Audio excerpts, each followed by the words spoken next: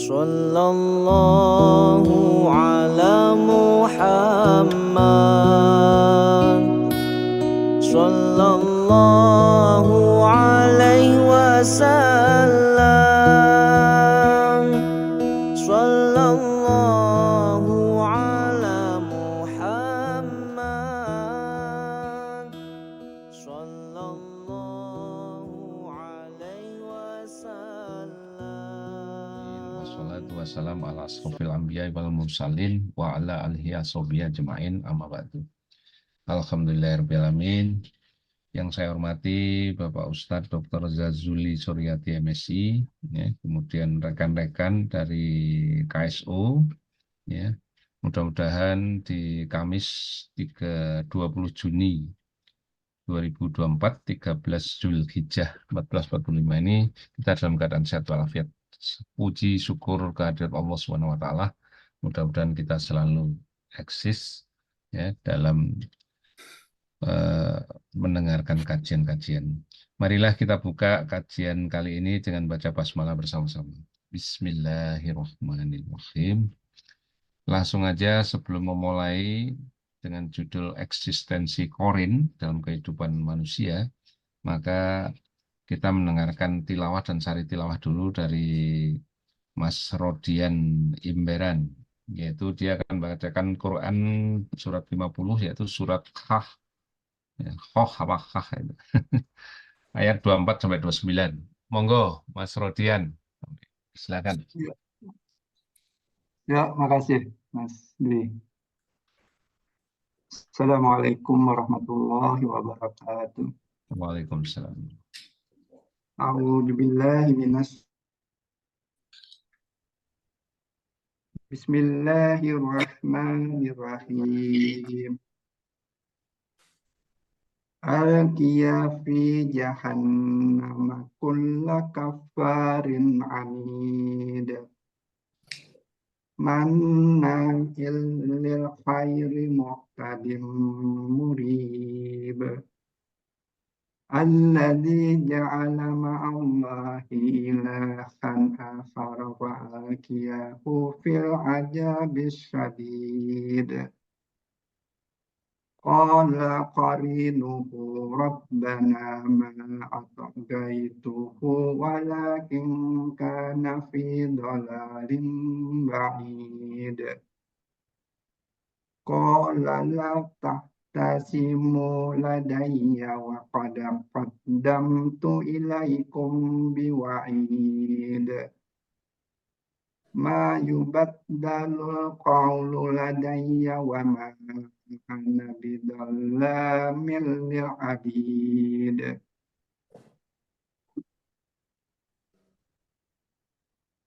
Allah berfirman, lemparkanlah olehmu kedua ke dalam neraka jahanam semua orang yang sangat ingkar dan keras kepala, yang sangat enggan melakukan kebajikan melampaui batas dan bersikap ragu-ragu, yang menyekutukan Allah dengan Tuhan lain, maka lemparkanlah dia ke dalam azab yang keras. Setan yang menyertainya berkata pula, "Ya Tuhan kami, aku tidak menyesatkannya, tetapi dia sendiri yang berada dalam kesesatan yang jauh." Allah berfirman, "Janganlah kamu bertengkar di hadapanku, dan sungguh, dahulu aku telah memberikan ancaman kepadamu. Keputusanku tidak dapat diubah, dan aku tidak menzalimi hamba-hambaku." Shadaqallahul azim. Terima kasih untuk Mas Rodian. Langsung saja kepada Pak Ustadz Dr. Zazuli Suryati dengan materi eksistensi korin dalam kehidupan manusia. Beliau adalah UMP Jakarta, pembimbing haji dan umroh. Monggo pada Bapak Dr. Zazuli, kami persilakan Pak untuk memberikan. Bismillahirrahmanirrahim. Assalamualaikum warahmatullahi wabarakatuh. Waalaikumsalam. Alhamdulillahilladzi arsala rasulahu bil huda wa dinil haq liyudhhirahu 'alad dini kullih wa kafa billahi syahida. Allahumma shalli ala sayyidina Muhammad wa ala alihi wa sahbihi ajma'in. Amma ba'd. Fa ya ibadallah, usikum wa iya bitaqwallah faqad fazal muttaqun. Shadaqallahul azim. Qala Rasulullah sallallahu alaihi wasallam, a'udzu billahi minasyaitonir rajim. Bismillahirrahmanirrahim. Jamaah yang dimuliakan Allah Subhanahu wa taala, sama-sama kita bersyukur kehadirat Allah. Pagi ini pagi yang sejuk, pagi yang damai, ya, kita baru saja melaksanakan sholat subuh berjamaah di masjid-masjid, dan tentu saja wallah da'ifu liman yasha, Allah akan membalas dengan lipat ganda pahalanya. Belumlah jalan dari rumah ke masjid, terus sholat 2 rakaat, ya, kata Rasulullah, khairud dunya wa ma fiha, balasannya seperti bumi, lebih baik dari bumi dan seisinya. Wah, luar biasa. Alhamdulillah. Kita pagi ini akan membahas tentang eksistensi korin dalam kehidupan manusia. Nah, jadi korin dalam kehidupan manusia. Kenapa saya mengangkat tema ini? Karena ini hari-hari tasyrik, ya. Kita masih tasyrik kalau mengikuti kalender pemerintah, ini hari ini masih tasyrik, ya. Tapi kalau mengikuti kalendernya Saudi, tentu sudah lewat dari tasyrik, orang boleh puasa sunnah. Tapi kalau hari ini kita di Jakarta, yang sebagian besar mengikuti kalender hilalnya Departemen Agama, maka masih tasyrik kita, ya. Karena kita mengikuti hilal, ya, bukan mengikuti di mana Arafah berlangsung, ya. Nah, kemarin jamaah haji Indonesia dan jamaah haji dunia pada umumnya telah melakukan melempar jumroh. Yang pertama jumratul ula, yang kedua jumratul wusta, yang ketiga jumratul aqabah. Ketika jumroh itu adalah sebuah prosesi lambang permusuhan manusia dengan setan, ya, di mana asbabul wurudnya adalah ketika Nabi Ibrahim alaihissalam memberikan informasi kepada putranya, ya bunayya inni arafil manam undur azbahuka madzabarat. Aku semalam bermimpi. Mimpi itu adalah diperintahnya aku untuk menyembelih kamu. Itu, ya, kalimatnya. Maka Nabi Ismail sebagai anak yang soleh menjawabnya sangat soleh, ya. Ya bunayya inni arafil manam undur. Jadi Nabi Ibrahim mengatakan seperti itu. Nabi Ismail mengatakan, ya bapakku, silahkan, kalau ini perintah Allah Subhanahu wa taala. Ini karena anak yang soleh, ya Pak, ya. Kalau anak-anak kita digituin, waduh, jawabannya nggak seperti itu, Pak. Bapak aja yang tuaan, ngapain mesti saya yang disembelih, gitu, ya. Jadi itu saja cerita yang sering kali kita dengar, ya. Tapi dari filosofi melempar jumroh itu adalah sangatlah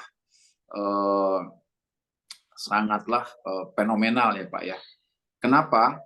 Saya akan terangkan nanti. Kenapa kita harus melempar jumroh pada saat ibadah haji itu, ya. Oke, kita masuk dulu satu ayat dalam Al-Quran, Al-Hijr ayat 39-40. Ya. Qala Rabbi bima aghwaytani la uzayyinana lahum fil ardi, ya. Wala aghwaynahum ajma'in ila ibadak minhumul mukhlasin. Ini adalah sumpah Raja Korin, raja jin, raja setan, ya. Bersumpah, ya Allah, sumpah itu intinya beliau minta izin kepada Allah untuk menggoda manusia sampai pada titik penghabisan. Artinya dia akan berada di dekat kita, ya.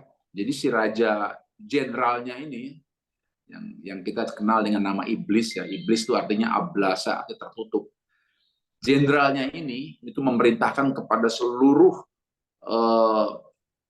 pasukannya untuk berada di sisi kiri manusia, dari mulai dia lahir sampai manusia itu wafat.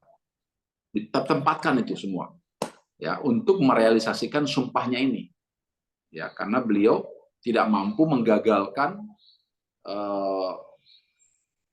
Nabi Ibrahim. Padahal beliau punya pengalaman tuh. Pengalaman sukses karena menggagalkan Nabi Adam. Nabi Adam kan gagal, Pak. Ketika mempertahankan, ya sekali lagi karena godaan istrinya untuk menyentuh buah khuldi. Ya kan? Gagal. Ya. Dan dia akan mengulang kesuksesannya untuk menggagalkan Nabi Ismail, Nabi Ibrahim, tapi tidak sukses kali ini, ya kan? Nah, ini sumpahnya. Oke. Sekarang kita telusuri dulu. Qorin itu adanya di mana? Inna syaitan yajri minal insan majru'ad dami wa inni hasyitu ayyulqiya fi anfusikuma syai'a.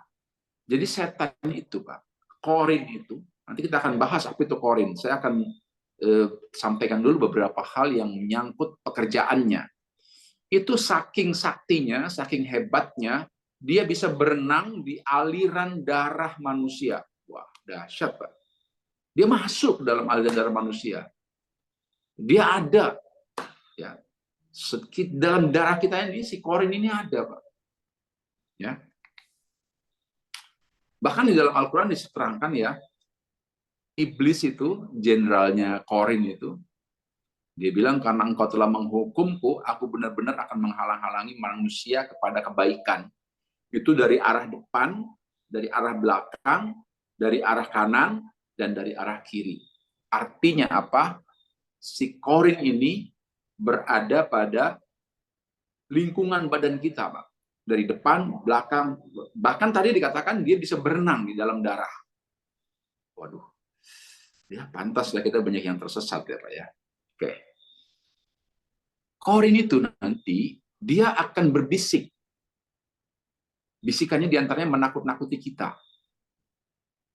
Tentang apa? Kemiskinan. Ini biasanya orang-orang yang punya jabatan, ya kan? Dia melakukan korupsi, maka bisikan yang pertama kali dibisikkan oleh qorin itu adalah kemiskinan. Ambil. Kalau kamu tidak ambil, kamu akan miskin. Nah, ya. Riba. Ambil. Nanti kalau tidak, kau akan miskin. Kikir. Jangan kasih. Nanti kalau kamu kasih sedekah, kasih wakaf, kamu akan miskin. Itu dibisikannya, Pak, kita. Ada orang yang mau berangkat haji, dibisikin, Pak. Jangan. Uangnya sayang. Lebih baik gue beli kau tukar tambah tuh mobil yang baru saja. Terus seperti itu. Ya, itu pekerjaannya qorin. Ya, sebelum kita kenalan sama makhluk yang namanya qorin ini, Pak, saya kasih tahu dulu pekerjaannya itu berbisik. Sampai satu ketika ini ada cerita dari Imam Ahmad ya. Imam Ahmad itu ketika hendak wafat, Pak. Itu ketika putranya itu, Abdullah bin Ahmad itu membisikkan kalimat la ilaha illallah. Imam Ahmad itu mengatakan tidak. Gitu kan? Ketika dia mau wafat, putranya itu membisikkan la ilaha illallah. Imam Ahmad mengatakan tidak. Lalu putranya berkata, ayah kenapa tidak? Rupanya Imam Ahmad sedang digoda oleh qorin, dibisiki. Ya, biasanya kalau orang yang mau wafat itu, Pak, yang pertama kali qorin itu akan bertindak seolah-olah itu orang tua kita yang sudah wafat. Dia tampil, Pak. Pertama tampil ibu kita. Yang kedua ayah kita. Setiap orang yang akan wafat itu pasti tampil qorin dalam personifikasi orang tua kita. Wahai Ahmad, aku ini ayahmu. Mumpung kau masih punya napas, lebih baik kau pindah agama. Ayah sudah menyaksikan bahwa agama Islam itu bukan agama yang benar. Yang benar itu agama Nasrani misalnya. Yang benar itu agama Yahudi misalnya. Masuklah. Ayah ini sudah ada di akhirat. Ayah sudah menyaksikan. Andai kita percaya, Pak, itu pekerjaan qorin. Pada saat manusia akan wafat. Bukan saja pada saat kita wafat, pada hari-hari setiap hari, mendengar azan subuh misalnya, kita masih asik dengan tidur kita. Itu pekerjaan qorin. Ya. Jadi di dalam Al-Baqarah ya, surat 2 ayat 268, ay syaiton ya'idukumul faqr wa ya'murukum bil fahsya katanya ya kan. Jadi dia membisik-bisikan sesuatu yang membuat manusia itu takut gitu. Takut miskin misalnya. Ya. Takut bangkrut. Oke. Itu salah satu pekerjaan Qorin. Nah, baru kita masuk kepada apa itu artinya Qorin. Saya akan sampaikan dulu. Tadi kan pekerjaannya tuh ya. Jadi kita mesti tahu dulu pekerjaannya apa, baru kita kenal Qorin itu siapa. Ya. Qorin itu secara bahasa artinya pasangan. Jadi kalau ada Qorin dalam tubuh kita, itu kita disebutnya Qorin, pasangan. Jadi setiap manusia ada Qorinnya, ada pasangannya. Yang digabungkan, yang dijadikan kawan. Gitu ya. Jadi dia setiap hari ini kita kemanapun dia ikut, Pak. Kita tidur ikut, kita makan dia ikut, kita kemana-mana. Karena memang dia ditugaskan untuk menemani kita. Coba deh rasakan kalau kita dalam kesendirian, seolah-olah kita berbicara sama diri sendiri. Itu Qorin, kita berbicara dengan Qorin. Ada orang mimpi buruk, ya kan? Itu Qorinnya tuh menceritakan sesuatu yang horor, misalnya dia akan mimpi yang horor gitu ya. Jadi Qorin ini membuat manusia menjadi lupa untuk membaca ayat kursi mau tidur. Padahal diperintahkan oleh Rasulullah kalau kamu mau tidur baca ayat kursi, Allahu la ilaha illa huwal hayyul qayyum la ta'khudhuhu sinatun wa la nawm lahu ma fis samawati wa ma fil ardi man dzalladzi yashfa'u indahu illa bi'izni, dan seterusnya. Gara-gara si Qorin ini kita lupa membaca itu sehingga mimpi buruk. Ya kan? Mimpi buruk. Jadi Qorin ini adalah sejenis jin yang ditugasi untuk mendampingi setiap manusia dengan tugas menggoda dan menyesatkan manusia. Karena itu, Qorin termasuk setan dari kalangan jin. Ya, nanti kita akan bahas sampai mana tuh kerjaan si Qorin. Sampai kapan dia bekerja. Ya kan? Kita akan bahas. Baik Bapak ini yang muliakan Allah SWT. Sekali lagi, Qorin itu adalah dari kalangan jin. Ya, Qorin secara bahasa artinya pasangan. Jadi setiap manusia di Indonesia ini ada kurang lebih 280 juta manusia. Ya setiap manusia ada jin Qorinnya yang bertugas untuk menyesatkan manusia. Ya, nah itu makna Qorin. Nah, pada setiap manusia itu ada. Jadi Qorin itu hanya terkeputusnya. Qorin ada pada setiap manusia. Mana dalilnya? Diriwayatkan oleh Abdullah bin Mas'ud bahwa Rasulullah SAW berkata, tidaklah seorang pun dari kalian melainkan dikuasai pendamping dari Qorin dari kalangan jin. Mereka para sahabat bertanya, iya dong, kalau ketika Rasulullah mengatakan bahwa setiap kita itu artinya termasuk Rasulullah ya, setiap kita termasuk Rasulullah. Rasulullah mengatakan setiap tidak seorang pun dari kalian, tidak seorang pun dari manusia itu yang tidak didampingi oleh Qorin. Maka sahabat bertanya, ya Rasulullah, katanya gitu kan, apakah engkau juga ada Qorinnya? Rasulullah menjawab, iyalah, aku juga ada Qorinnya. Hanya saja Allah membantuku mengalahkannya, lalu ia masuk Islam. Ia hanya memerintahkan kebaikan kepadaku. Jadi Qorin yang ada di Rasulullah, mungkin saja di para nabi yang lain, itu tugasnya justru mengajak kebaikan, mengingatkan kebaikan, membantu, dan lain sebagainya. Kenapa? Karena Rasulullah sudah mengislamkan. Nah, kita bisa nggak mengislamkan Qorin kita? Wallahu a'lam bishawab.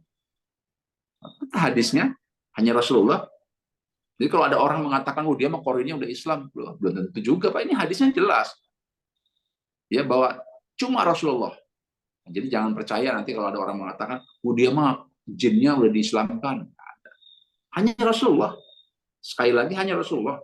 Saya sering mendengar itu ya, kalimat, oh dia mah jinnya udah diislamkan. Oh dia mengislam. Enggak bisa, hanya Rasulullah yang bisa. Dalilnya ini. Ya. Jadi Qorin yang ada pada manusia itu, dia memang ditugaskan yuwaswisu fi sudurinas.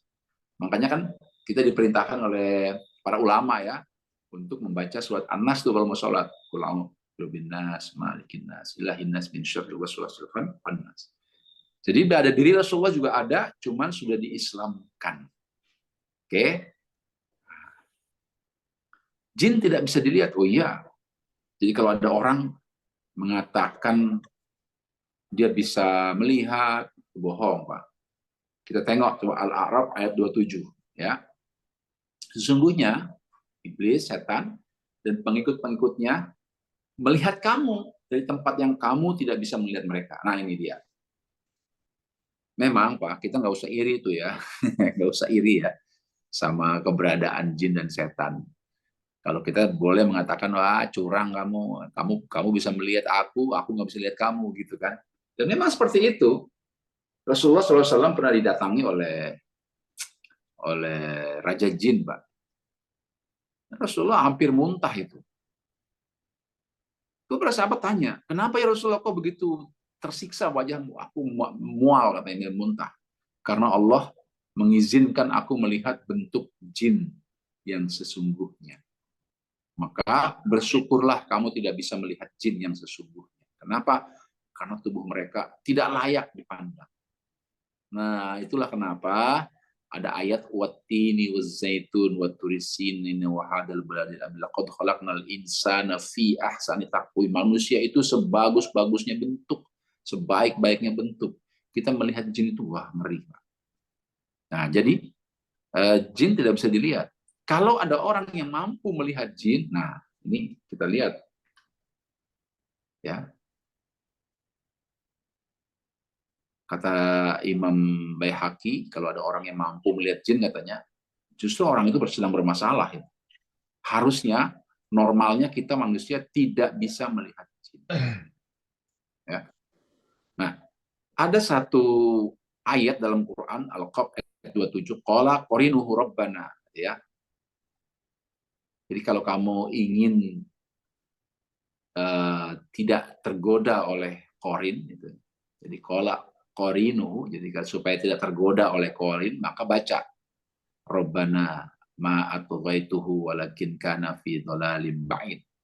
Ya Allah, aku tidak menyesatkan, tapi dialah yang berada dalam kesesatan yang sejauh. Jadi ini bukan doa buat kita, ini para korin mengatakan seperti itu. Ya. Oke. Sampai kapan korin itu menemani manusia? Itu kan. Dengan berakhirnya usia manusia, maka korin, jin ini akan meninggalkannya. Jadi kalau kita sudah meninggal nanti, Pak, sudah wafat, maka korin meninggalkan kita juga. Karena tugas yang dia emban telah berakhir. Ya. Jadi dia meninggal, kita meninggal, dia akan pergi. Ketika manusia mati, maka akan terputus semua amalnya, kecuali 3 sedekah jariyah, ilmu yang bermanfaat, dan anak yang soleh untuk mendoakannya. Jadi semuanya terputus. Termasuk si korin ini udah menemani kita. Nah, sekarang ada permasalahan.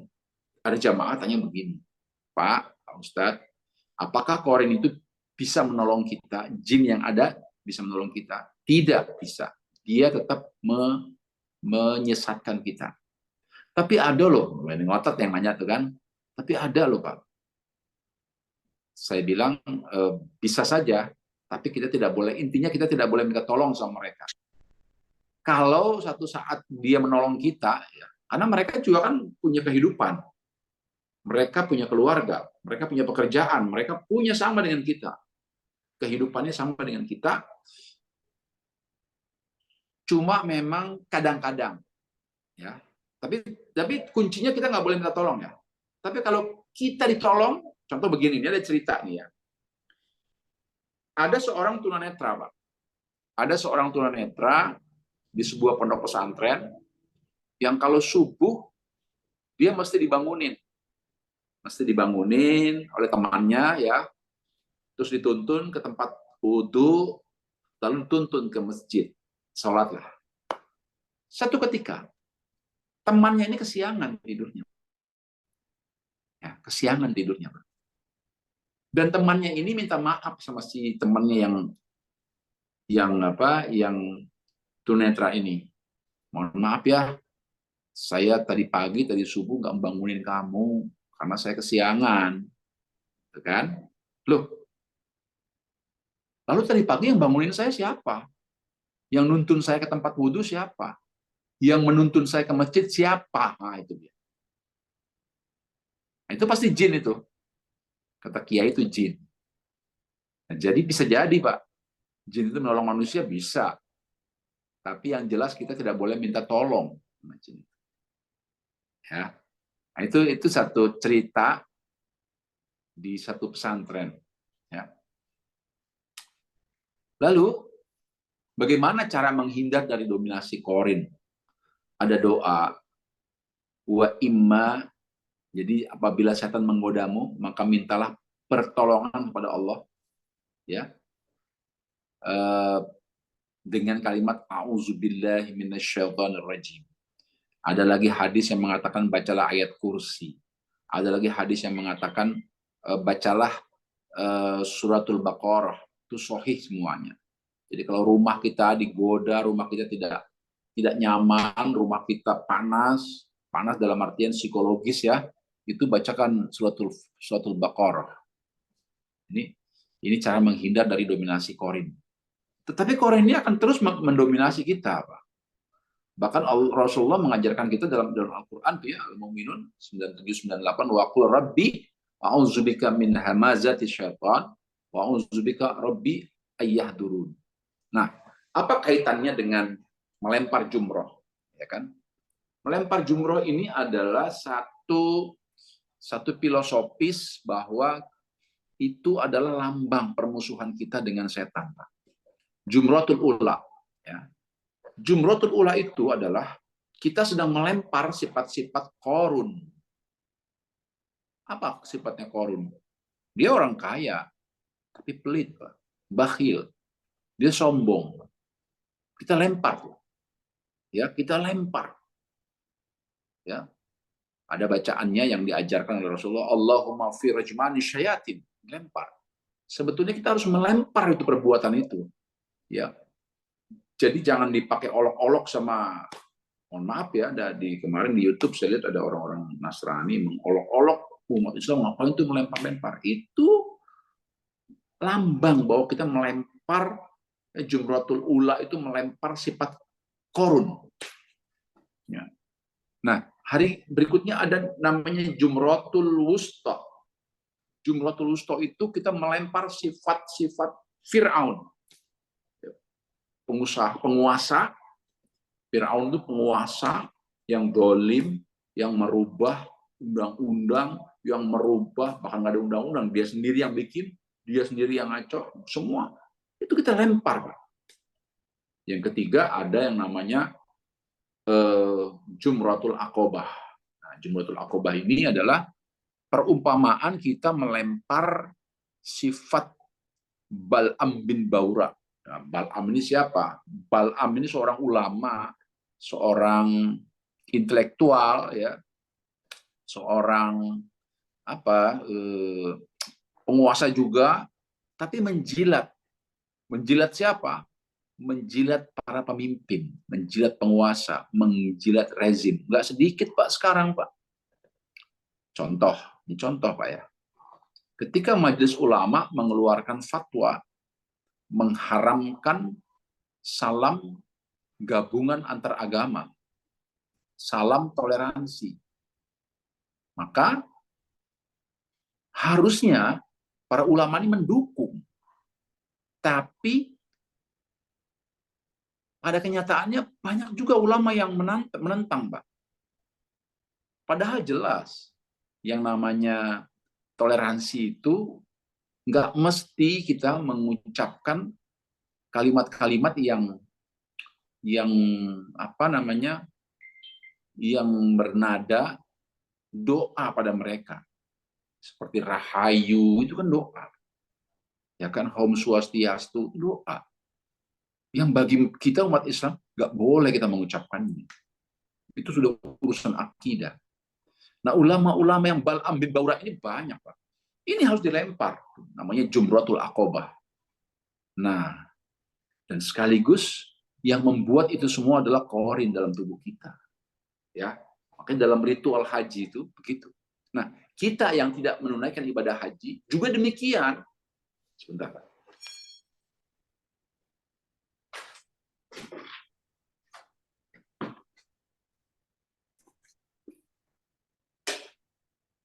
Kita yang tidak menunaikan ibadah haji juga demikian. Apa? Kita melakukan ritual kurban. Ya kan? kurban itu bukan hanya semata-mata menyembelih hewan, memotong hewan, tapi lebih dari itu kita memotong perbuatan-perbuatan buruk kita, sifat-sifat Korun, sifat-sifat Fir'aun, sifat-sifat Bal'am bin Baura, sifat-sifat Korin, ya, Korin. Jadi kita punya tradisi di mana kita bisa membunuh mereka, ya, bisa menyembelih mereka dari satu cara kita di tanah air masing-masing dengan cara berkurban, ya. Dan kita membuang sifat-sifat Korin tadi, membuang sifat-sifat Korin tadi, sambil baca doa, Allahu Akbar, Allahu Akbar, Allahu Akbar. Bismillahi Allahu Akbar. Ya, jadi ada dua ritual yang dilakukan di hari tasyrik ini, Pak. Satu sisi mereka melempar jumroh, sisi lain kita adalah kurban. Itu semuanya dalam rangka satu prosesi permusuhan kita dengan Korin, dengan setan. Dengan setan. Ya. Makanya tidak boleh menjadi bahan ledekan, perbecandaan itu ya, korban itu. Jadi itu merupakan bagian dari. Nah, sekarang bagaimana kalau kita dipermainkan oleh Korin itu dalam bentuk mimpi misalnya, atau dalam bentuk perasaan tidak enak. Kata Rasulullah, itu adalah dzalika syaitan. Itu adalah setan. Ia disebut dengan khinzir. Jika engkau merasa diganggu, mintalah perlindungan kepada Allah dari setan tersebut, kemudian ludahlah ke sebelah kiri sebanyak 3 kali. Jadi ini hadis ini menceritakan Utsman yang gelisah, tidak mau tidur, Utsman yang seringkali mimpi buruk, sahabat Nabi ini, Pak, ya. Kata Rasulullah, itu setan. Maka meludahlah kamu 3 kali ke kiri. Nah, tuh, meludah simbolis ya. 3 kali sambil mengatakan nauzubillah min dzalik. Makanya kalau kita bermimpi agak horor, bermimpi agak buruk, bermimpi kecelakaan atau apa, meludahlah 3 kali ke kiri. Itu diperintah oleh Rasulullah SAW. Ya. Nah, namun di kalangan jin itu ada yang Islam, tidak dipungkiri. Makanya di Madinah itu ada masjid jin, Pak. Yang alhamdulillah nih beberapa saat ini dibuka tuh masjid jin. Biasanya ditutup ya, sekarang dibuka tuh. Jadi orang bisa sholat di situ. Nah, cuma juga sholat di situ juga tidak ada efek apa-apa ya, biasa saja. Apalagi jangan juga kita mengikuti orang-orang Pakistan, India itu ya. Sholat di situ hanya ingin menghormati jin atau segala macam, enggak. Saya nggak pernah bawa jamaah ke situ. Paling dari bis saya lihat itu masjid jin. Ya.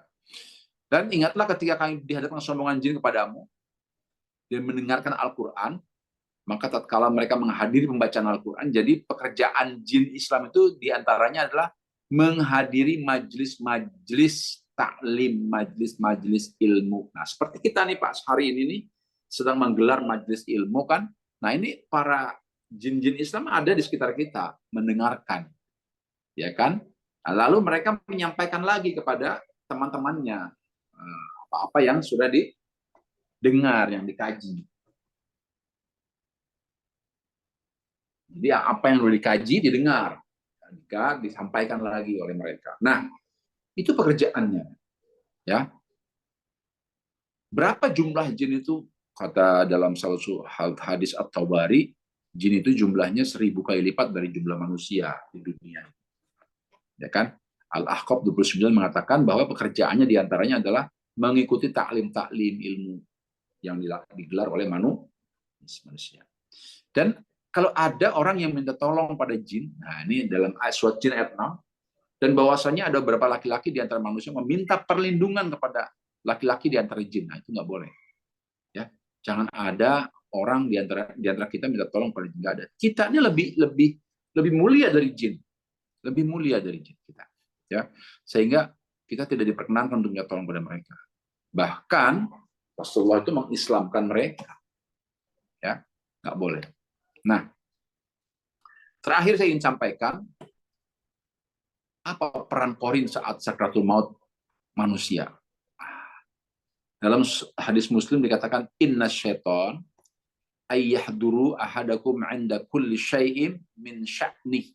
Sesungguhnya setan, korin itu mendatangi kalian dalam segala urusan. Ya kan? Segala urusan. Urusan sholat, ibadah, urusan termasuk urusan kematian, dia datang kepada kita. Dan dia menggoda kita. Urusan kematian, Pak. Dia menggoda kita. Di antaranya diceritakan oleh Imam Ahmad bahwa pada saat kematian mereka biasanya bertindak seperti orang tua kita datang. Ya. Saya pernah bicara-bicara, Pak, dengan teman yang kebetulan pernah masuk dalam suasana kematian, ya, yang kita sebut dengan mati suri. Ya. Dia bilang yang pertama kali tampak itu adalah kedua orang tuanya yang sudah wafat. Seperti mengajak, mengayunkan tangan. Ya. Tapi yang dihadapi oleh Imam Ahmad itu adalah orang tuanya itu mengajak untuk kafir, untuk musyrik, dengan mengatakan bahwa aku saksinya, aku sudah melihat kebenaran agama Kristen, agama Yahudi, kau pindah aja. Berbahaya itu. Ya, jadi mereka datang pada semua urusan kita. Ya, sampai kepada urusan sakratul maut. Lanjutnya, sakratul maut, kenapa dia sangat berkepentingan sama sakratul maut? Satu, karena sakratul maut merupakan pertarungan berat antara seorang hamba Allah dengan setan. Dan dia menentukan dia menjadi hamba setan atau menjadi hamba Allah. Itu sakratul maut terakhir itu.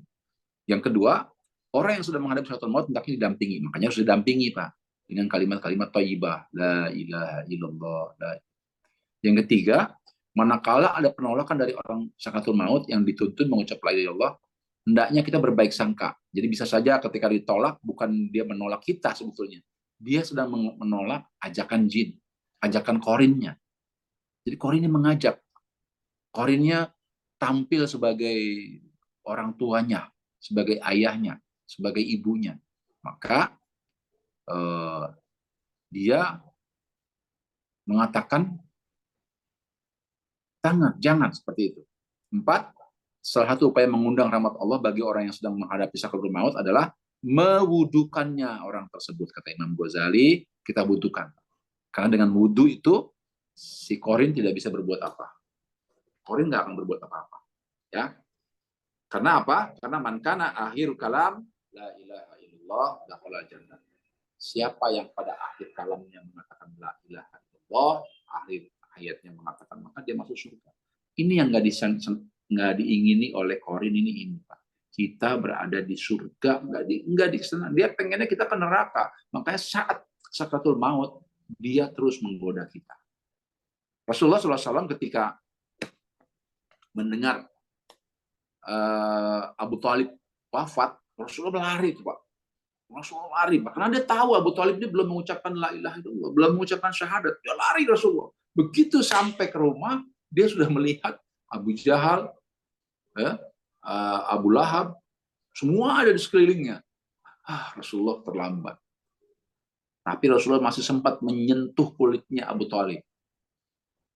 Paman, katakan la ilaha illallah. Tarik lagi oleh Abu Jahal. Jangan, terus seperti itu. Ya, jadi korinnya lebih kuat. Jadi Abu Thalib wafat belum mengucapkan syahadat dalam salah satu maqalah seperti itu, ya. Nah, Ibnu Hajar Al-Haytami mengatakan, bila ada orang yang bisa melihat jin, itu adalah kekurangan, bukan kelebihan. Nah, selama ini kan kita menganggapnya kelebihan, Pak, ya. Ada orang yang bisa melihat, dia mah hebat katanya. Kelebihan menganggapnya, padahal itu sebuah kekurangan. Ya. Orang-orang yang mengaku melihat jin telah melakukan kebohongan dan orang itu sepertinya mesti diruqyah. Betul, kata Ibnu Hajar Al-Haytami, bahwa orang yang bisa melihat makhluk halus, makhluk gaib itu sebuah kekurangan, bukan sebuah kelebihan. Catat itu. Ya, jangan merasa hebat dia. Ya, enggak. termasuk ada anak-anak indigo katanya. Tidak. Kita sudah diklaim oleh Allah tidak mampu melihat mereka dan mereka melihat kita. Itu perlu dicatat. Ya. Oke. Dan tentu Allah tidak mengizinkan kita manusia yang melihat yang gaib.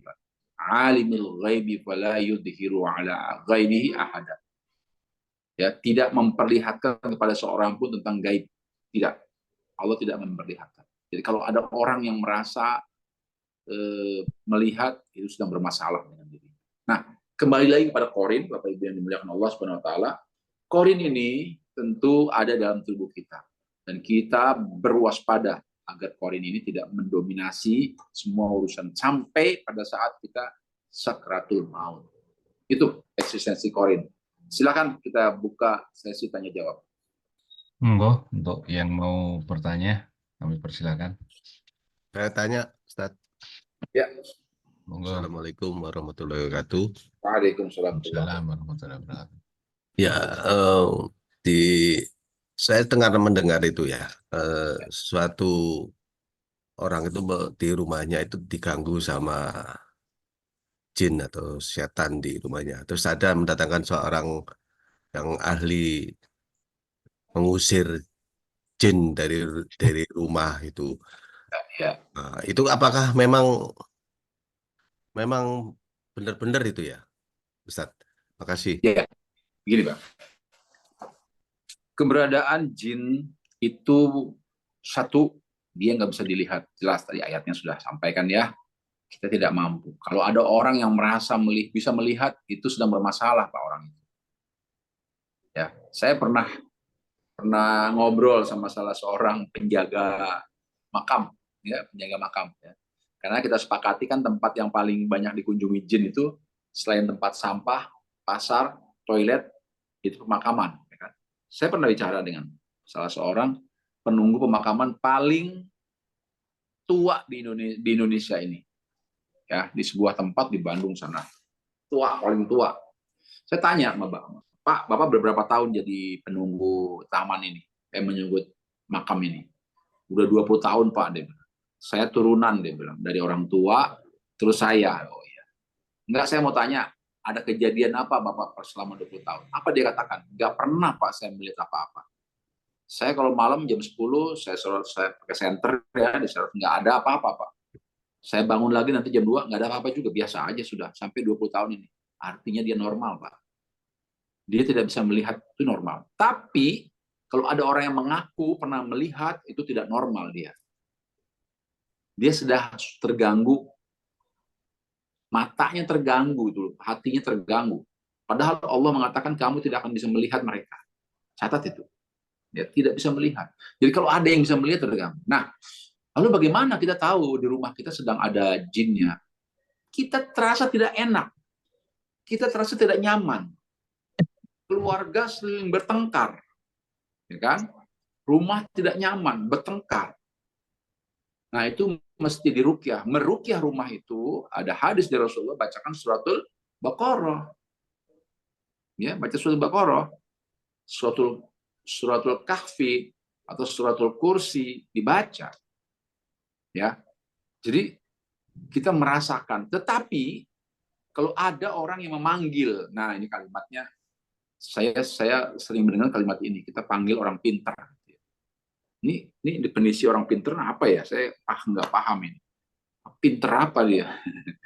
Profesor, doktor, dan orang pintar juga. Oke lah, di masyarakat kita orang pintar tuh orang yang mampu mengusir jin.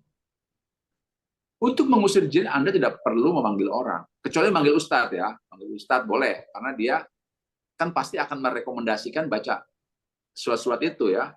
Suatu Baqarah dibaca, apalagi kita baru masuk rumah baru selesai dibangun. Ya, kita baca surat Al-Mulk gitu ya, kita baca surat Kursi di dalamnya, boleh itu. Ya, tapi ketika kita memanggil orang yang kita anggap orang pintar, itu syirik, itu haram. Ya, syirik haram. Tolong dong usirin. Kenapa mesti mereka? Kita yang baca. Makanya saya merekomendasikan kepada jamaah sekalian, hendaknya di rumah itu ada mihrab. Apa itu mihrab? Tempat sholat khusus. Ya, tempat sholat khusus yang kita buat untuk sholat kita, sholat sunnah, duha, tahajud, kita buat sekitar itu, maka namanya mihrab. Nah, tempat itu tempat yang paling ditakuti oleh mereka. Ya. Dan untuk agar mereka tidak masuk lagi jin itu ke rumah kita, yang pertama, jangan ada sampah di rumah kita, Pak. Kalau ada sampah, keluarkan terus. Apalagi tulang-tulang. Ya, habis makan apa, itu keluar di luar. Yang kedua, toilet selalu tertutup. Toilet jangan dibuka, terus tutup. Ya. Yang ketiga, dibacakan ayat kursi di dalamnya. Nawiru buyutakum fi tilawatil Qur'an. Yang keempat, jangan ada makanan-makanan haram di rumah kita. Yang kelima, ritme membersihkan rumah itu harus sering. Ya, jadi rumah itu dibersihkan jangan seminggu sekali, 2 minggu sekali, harus sering ritmenya. Jin tidak suka pada tempat-tempat seperti itu. Jadi memanggil orang pinter dalam tanda kutip ya, itu malah syirik. Tapi ketika kita memanggil ustadz, ustazah untuk sekedar membantu sama-sama baca suratul mulk, suratul fatihah, itu silahkan saja, boleh. Ya. Dan kita mengetahui keberadaan jin itu adalah kita punya perasaan tidak nyaman, gelisah, resah. Di rumah kita nggak nyaman lah rumah itu. Nah, itu tandanya rumah kita sedang ada jinnya yang mengganggu. Itu Pak ya? Ya, terima kasih Ustaz. Ikut bertanya Ustaz. Silakan Pak. Pak Rodian. Ya, terima kasih. Ustaz, rata-rata rumah kita itu kan nggak ada tempat wudhu khusus ya Ustaz ya. Ya. Di kamar mandi biasanya kan, malah Ya. sekalian sama WC gitu ya. Nah kalau wudhu gimana doanya Ustaz? Apakah dari luar kita wudhu dulu terus masuk toilet atau masuk kamar mandi atau gimana tuh Ustaz ini? Ya, suasana di kamar mandi, itu toilet itu Pak, itu kita kalau membaca doa atau baca apa saja, maka di dalam hati saja boleh. Ya, tidak dilafalkan. Ya, tidak dilafalkan. Walaupun memang sebaiknya ada tempat wudhu di luar ya. Tapi ketika kita berwudhu di toilet, maka kita ucapkan di dalam hati saja. Nawaitu, asrofil hadasi, asgori, dan lain sebagainya. Itu dalam hati saja. Kenapa? Karena memang toilet bukanlah tempat untuk melafalkan ayat-ayat Allah ya. Kita ucapkan di dalam hati saja. Nah, itu Pak ya.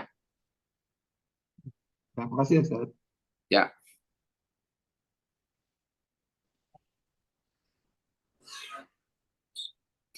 Ada pertanyaan di chat, Mas Dwi? Ada. Oh, dicek. Tolong dibacakan ya Mas. Baik, ini ada pertanyaan di chat Pak Ustadz. Ya. Saya bacakan aja kalau Baik. dari Pak Luki. Pak Luki. Ya. Mohon dijelaskan Pak Ustadz, iblis diberikan penangguhan sampai hari kiamat. Apakah ditangguhkan, dikeluarkan dari surga sampai kiamat datang? Itu yang pertama. Yang kedua, mohon dijelaskan hubungan Nabi Sulaiman dengan jin. Ya, baik. Jadi iblis seperti tadi, di ayat yang ditayangkan tadi, memang dia berikrar di hadapan Allah Subhanahu wa Ta'ala bahwa ya Allah sudah tanggung nih, katanya kita bahasa kitanya ya, udah tanggung dah. Saya udah dikutuk, saya udah dijadikan, saya dianggap menjadi musuh. Izinkan saya untuk mencari teman sebanyak-banyaknya. Jadi sebetulnya iblis nih, makanya saya katakan, bukan saya ya, Profesor Nurholis Majid itu dulu pernah mengatakan bahwa keimanan iblis ini luar biasa. Ya, keimanan iblis sebetulnya pada Allah luar biasa. Tidak mau sujudnya iblis juga kepada Nabi Adam itu cuma karena salah konfirmasi. Ya. Allah itu kan menyuruh semua orang sujud, semua yang ada itu sujud kepada Adam itu karena kecerdasan Adam. Ya. Tetapi iblis menganggapnya sujud ubudiyah. Saya nggak mau sujud sama Adam. Saya mau sujud kepadamu ya Allah. Makanya dari segi keimanan hebat ya. Dan iblis tidak minta izin sama Allah. Manusia kan kalau mau apa-apa nggak pernah izin sama Allah tuh Pak. Apa aja dia. Iblis tuh mau melakukan segala sesuatu izin sama Allah. Ya Allah izinkan saya untuk menggoda manusia, untuk mencari teman sebanyak-banyaknya.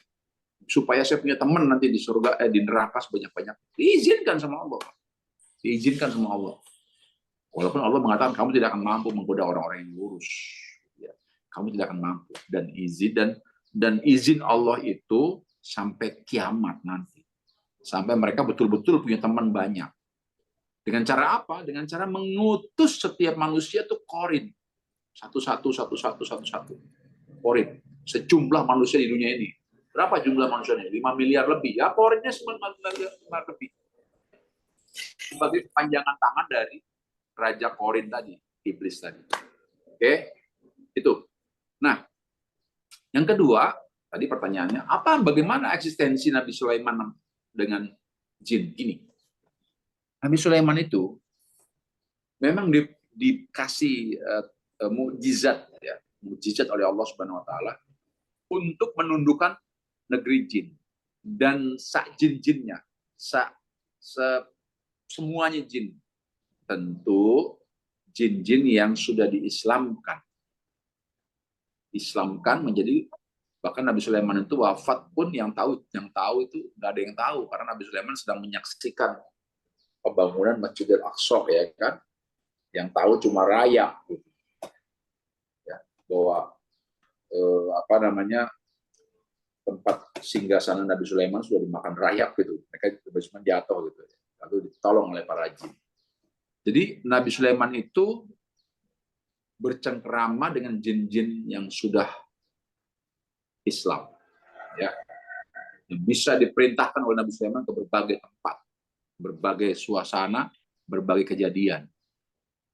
Nah, itu adalah seperti yang dikatakan oleh Rasulullah bahwa korinnya Rasulullah itu sudah diislamkan. Nah, pertanyaannya, apakah kita mampu mengislamkan? Saya rada tidak pernah menemukan hadis, ya, kalau manusia itu pernah mengislamkan korin. Karena Rasulullah itu dari hadisnya mengatakan hanya aku, katanya, yang bisa mengislamkan korin itu. Makanya saya termasuk yang tidak percaya kalau ada orang bilang, dia mengislamkan ini. Saya nggak percaya itu, Pak. Karena hadisnya tadi, Pak, hanya Rasulullah yang mampu mengislamkan. Ya kan? Nah, itu. Ya, silakan. Baik, ada lagi ini kebetulan dari Pak Muhammad Ilham. Masya Allah, baru kali ini saya mendengar makna atau hikmah dari melakukan jumroh. Jumroh terhadap 3 sifat, yaitu Korun, Fir'aun, dan ulama penjilat rezim yang zolim. Terima kasih Pak Ustadz. Ini bukan pertanyaan Pak Ustadz. Ini Ya, jadi melempar jumroh itu, Pak, itu kan personifikasi bahwa kita sedang melakukan lambang permusuhan dengan setan, ya kan? Jumratul ula itu kita melempar 7 butir itu, pelit, sombong, ya kan, terus.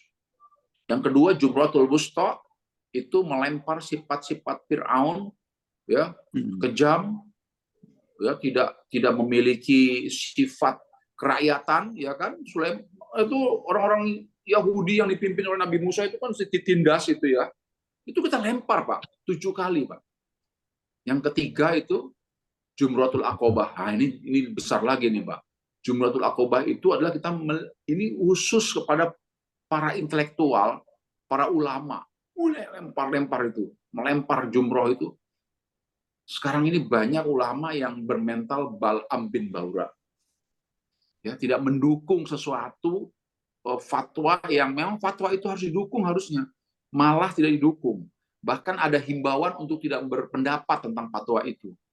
Saya pernah ketemu sama salah seorang teman, ya, yang ikut dalam organisasi terbesar di Indonesia. Kamu sebagai ustadz, sebagai ulama, kok nggak berkomentar sama fatwa ini? Belum ada perintah dari atasan. Wah, Allah karim, untuk mengomentari saja, Pak. Padahal kan harusnya kita dukung itu. Dan jelas, Pak, lakum dinukum waliyadin, ya kan? Ada lagi sekarang ada ulama-ulama yang setuju dengan konsesi tambang ya. Itu kan juga sangat sangat apa ya? Kita tahulah sifat rezim sekarang ini ya. Bagaimana dia bisa menjebak sebuah organisasi untuk selalu menyetujui perbuatan-perbuatan buruknya, ya diberikan seperti itu.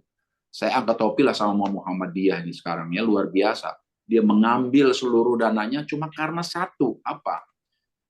Ada di kalangan komisaris yang tidak syar'i, tidak pakai jilbab.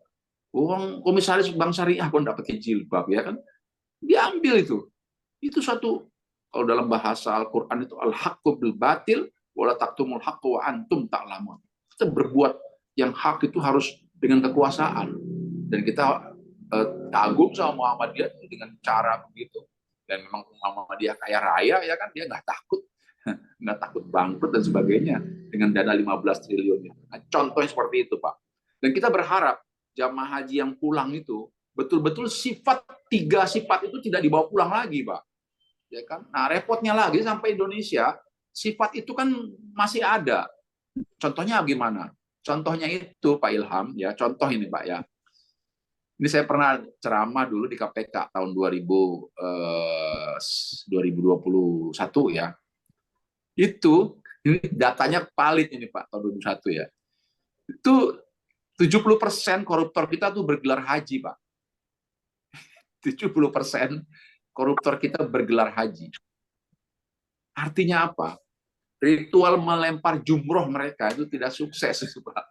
Jadi kalau zaman di Orde Baru itu ada percandaan begini, entah bercanda apa memang benar kejadiannya. Ketika ada pejabat, Pak, melempar jumroh itu, Pak, melempar jumroh, itu dilempar lagi, Pak. Balik lagi. Ada suara itu. Sesama setan jangan saling melempar katanya. Iya, tuh lempar dia, Pak. Terus dilempar lagi itu. Ada suara, sesama setan jangan saling melempar. Oh, jadi setan yang melempar, jangan saling melempar. 70% tuh, Pak. Itu yang saya maksud bahwa kita berdoa mudah-mudahan para pejabat kita, ini kan banyak nih pejabat kita, Pak. Pejabat kita nih yang lagi menunaikan ibadahnya untuk yang sekian kalinya. Ya, banyak nih. Pulang ke Indonesia itu sifat-sifat itu nggak dibawanya lagi. Dia betul-betul konsisten melaksanakan amanah Undang-Undang Dasar 45 ini. Kita kan mencintai Pancasila dan Undang-Undang 45, Pak. Negara ini biar makmur ini. Dia dibawa lagi. Dan kita yang di Indonesia memotong, sama juga Pak, memotong perbuatan Korun, Fir'aun, dan Bal'am bin Baura. Potong itu semuanya. Ya, Pak. Kenapa sih kok harus hewan? Nah, itu kan masalahnya gitu. Di Quran itu ada kalimat begini, Pak. Walaqad zara'na li jahannama katsiran minal jinni wal insi. Ayat itu ditutup dengan kalimat ulaika kal an'am bal hum adol. Karena manusia itu lebih buruk dari hewan, Pak. Lebih buruk dari hewan manusia itu. Hewan itu, Pak. Contoh ya. Hewan itu kan ada yang makannya tumbuh-tumbuhan itu kan. Ada yang makannya daging, ada namanya herbivora, makannya tumbuh-tumbuhan. Ada yang namanya apalagi yang makannya daging itu? Omnivora. Iya. Karnivora. Karnivora ya kan makannya daging. Nggak makan yang lain, dia makan daging, Pak. Tapi omnivora, Pak. Semua. Itu makan segalanya tuh. Kita nih ini omnivora, Pak. Sampai kabel aspal dimakan, Pak. Makan kabel aspal dimakan. Cuma karena omnivora ini punya akal, Pak. Tentu bukan kabel sama aspal yang dimakan dia. Iya kan? Itu kan ada gubernur Banten itu ditangkap cuma gara-gara makan aspal, Pak. Yang dia makan aspalnya dari Cikupa sampai Cilegon sana, Pak. Itu kan perumpamaan yang harusnya disembelih gitu. Ya. Nah, ya, itu bagus, Pak, pertanyaan yang bagus tuh. Ya. Baik, ingin menyambung. Permisi, Pak moderator. Iya, monggo. Lama baru ketemu Pak Ustadz. Ya. Jadi apa yang saya maksudkan di sini adalah memang benar saya baru dengar makna daripada jumroh itu, karena yang selama ini yang melekat di pemahaman saya itu adalah melontar itu atau jumroh itu adalah untuk menghilangkan atau melempar jin yang menggoda Siti Hajar ya waktu itu. ya menggoda Siti Hajar supaya dia tidak digoda. Nah, saya baru dapat tadi ilmu dari Pak Ustadz bahwa oh ya ternyata dari 3 tempat jumroh itu ya Ula, Aqabah dan Ustadz Wusta. ya ada 3 dan 3 hal yang mendasar tadi itu yaitu adalah sifat dari Korun. Korun itu adalah orang kaya yang sombong. Orang kaya yang sombong, kemudian Fir'aun penguasa yang sombong. Nah, kemudian yang tadi adalah Bal'am. cendekiawan ataupun Ya. ulama dan orang pintar ya, ahli yang sombong. Nah, sehingga dari demikian, oh ternyata ini yang tadi yang saya baru tangkap, baru mendapat oh ya ternyata memang dari atau pada diri manusia ada sifat-sifat itu sehingga kita harus menghilangkan sifat itu. Jadi ketika makanya kalau saya melakukan jumroh maka diharapkan menjadi haji mabrur. Haji mabrur artinya semua sifat-sifat yang sifat-sifat sombong ataupun sifat yang cenderung sifat binatang misalnya atau sifat yang digodakan oleh para jin itu kita jauhkan dari diri kita. Nah, sehingga demikian kita pulang ke tanah air setelah melaksanakan ibadah haji menjadi haji mabrur. Ya. Itu sangat saya berterima kasih sekali ini. Ya. Ini saya dapatkan ilmu ini. Ya. Pak Ustadz ya. Ya, Jadi ya. masuk di akal saya. bahwa ternyata memang yang selama ini memang banyak yang melekat pada diri manusia, ya. Iya. Kita sehingga demikian harus dijauhkan. Dan kembali tadi dalam kaitannya itu, kenapa mungkin itu makna dari apa atau kenapa Allah menggantikan Ismail itu dengan dalam bentuk bintang, ya, atau dalam hal ini kibas, ya, kibas. Jadi mungkin bahwa sifat-sifat binatang yang ada pada diri manusia itu supaya dihilangkan, dipotong. Ya. Ya. Gitu. Ya begitu ya Pak Ustaz ya. Iya. Saya kira ayatnya itu kan jelas, ulaika kal an'am katanya. Bahkan manusia itu lebih buruk dari hewan ternak. Dari hewan ya. Ya kan saya bilang tadi Pak, hewan ternak Iya, itu betul. hanya makannya daging gitu kan. Iya. Tanaman. Manusia ini makan segalanya Pak. Segala kita makan. Kan saya bilang tadi bisa makan aspal loh manusia. Iya, betul. Iya kan? Cuma kan manusia dikasih akal. Ya. Tidak aspalnya yang dimakan Pak, tapi dia proyek-proyek itu Pak. Jalan yang harusnya 2 meter, dia bikin 180 Pak. Yang 20 meter tuh kalau dari mulai Bintaro sampai Merak tuh 20 meter itu berapa itu uangnya ya kan? Padahal cuma 20 cm diambil Pak. Dan itu banyak terjadi Pak. Banyak terjadi itu. Ya, biar para kepala proyek lah saya sering ngisi Pak di tengah-tengah orang-orang proyek itu Pak. Bilangnya begitu. Iya Pak Ustadz. Saya kalau ngerjain proyeknya Pemda nih jalan 2 meter harusnya. Dia cuma pesen bikinnya 185 aja ya. 15 cm itu dari Bintaro sampai BSD itu 15 cm itu berapa uangnya? Iya kan? Nah, itu yang saya maksud dengan manusia itu bisa makan aspal, Pak. Iya, betul. Ya. Betul. Dan kaitannya tadi itu Pak Ustadz yang ormas keagamaan diberikan tambang, berikan fasilitas tambang itu memang menurut saya memang adalah ujian juga itu. Ujian karena ini menggoda bahwa ini nanti semuanya kebijakan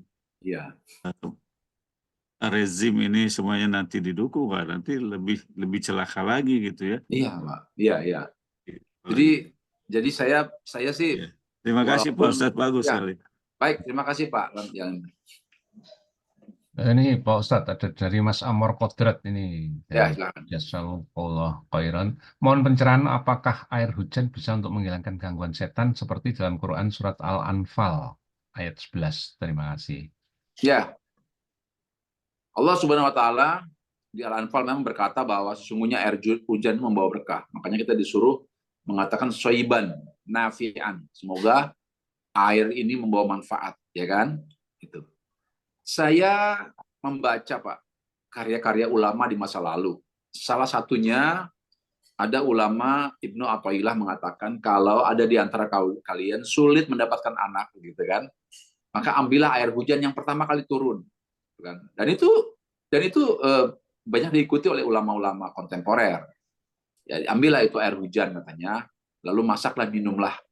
Karena memang air hujan itu rahmat, Pak. Kan kita suruh berdoa, soiban nafi'ah. Makanya ketika hujan turun tuh kita nggak boleh mencerca, memaki, oh hujan lagi begitu, nggak boleh, itu haram hukumnya. Kita hendaknya mengatakan nafi'an, soiban nafi'an, Allahumma soiban nafi'an, ya, semoga membawa manfaat, gitu ya.